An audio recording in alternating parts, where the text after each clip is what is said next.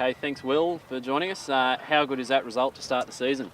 It's really pleasing, Michael, to get the 4 points. I mean, there's a lot of work goes in the first round, isn't it? And to come away with the win is a nice result. So it's a reward for reward for effort. Fairly tough first quarter, bodies in, but you guys managed to run away with it in the second half.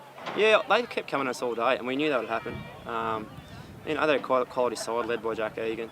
He had a field day today and got on the end of a couple of goals. So, no, it was always pretty tight all day. We just managed to string a couple of goals together, which just happened to, that's the end result, I suppose, yeah. Who from your side and what impressed you most about the win? There's a lot of guys impressed me a lot. Steve Cullen, he impressed me a lot. Through the midfield, Joel Horrigan and Jeremy Horrigan, they were really good. And some of the older guys, like the stalwarts, I suppose, like Matt Irvin's always been good. And, we've got some good kids. Jared Mawala standing up. So, we're quite confident, happy with the position we're in and pushing forward. Hopefully we can get better again. Next week, take on North Wagga, early fancy for one of the big improvers in the comp, but you've got a special guest in Adam Snyder, plenty to look forward to. Yeah, no, we're looking forward to it. We just had a chat about it actually. This week's done, now move on to next week, and look, Snyder's will be really good for us, boost for our club.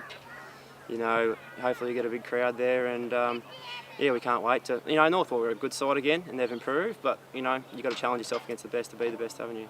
Yeah. And what do you need to improve on for next week in that game? I thought moving the footy was good, but we can definitely improve on it. And lapses, shots outside 50, they seem to be able to find a loose man, where if we can just take that out of a game, it's a 3-goal turnaround. So we take that out of a game, it's 3 goals, which is, it's a big number in the finish. Hello, I'm Lauren Markham, and that was Barellan coach Will Overs after their winning start to the year against CSU. It was an amazing opening round, and to help us look ahead to this weekend, Tom Walker from AFL Riverina and Chris Gow from Colin Gully are in the studio. Welcome, guys. Thank you. Chris, now before we look ahead, the Rock and East Wagga had a draw last weekend. You've got some ex-teammates at the Hawks. Have they got a problem with the Rock now?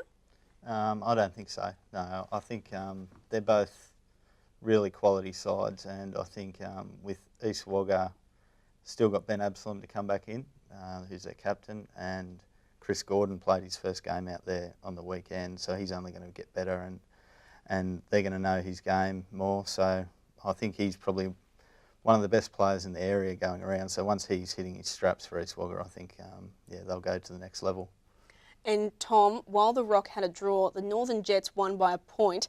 Ardlethan's a tough road trip for the Pies second up. Who are you tipping? I'm going to go for an upset. I think the Jets will be very confident after the win against North Wagga, and the Rock obviously had to travel to Ardlethan, makes it a bit more difficult. So I'll go with an upset and tip the Jets. And Chris?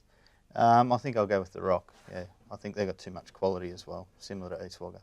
And now Adam Schneider makes a Farah League appearance this week at Barellan. Will he be enough to get them over the line against North Wagga? Well, I noticed he got Osborne over the line against Ginger, I think it was, on the weekend. So I think they'll actually lift a fair bit, I think, with him in their side. But I think North Wagga will be too good. And now CSU beaten by Barellan last week and now have to travel to Gumley. That's a bit tough. Yeah, I think East Wagga will be too good quite easily with that one, with I think knowing who East Wagga got in their side. So yeah, East Wagga easily with that one. And now a tip from you both on Temora and Collie? I'll go Collie Amberley. I think who they've recruited over the off-season is probably just going to take those 1 or 2 weeks to gel as a side, but Chris Serrato and their coach and people like that they've brought into their side, I think they'll be too good. And Tommy? Yeah, I like Collie Amberley. They're very experienced. Temora a bit younger. Obviously, they'll be feeling pretty fresh for the first game of the year, but I think Collie Amberley, it's a big year for them, and I think they need to win games like this against Temora. Thanks for coming in, guys. Now, with Temora playing their first game of the season, we'll leave you with some thoughts from the Kangaroos coach, Christin Macri. See you next week.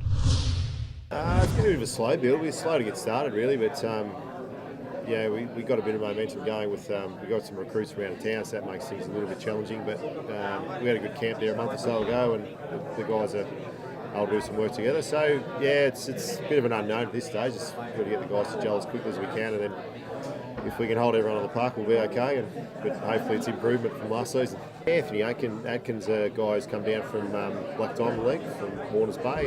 So he's a ruckman, so he moves pretty well. So I think he's going to surprise a few people. Probably not just people who don't know him. So I think he'll be one to keep an eye on. Evenness of the competition. With a 19 competition, there's tough games most weeks. So that's always good that you've got challenges for every week, so it makes for a good competition. The finals were good last year, so hopefully it's the same. It's key forwards, Geppert and Carey, and those really big ones that are really hard to contain, and if you let them off the leash, they can really hurt you quickly. And North Wagga. North Wagga, who will be the best and fairest for the league? Their coach, Kirk Hamblin.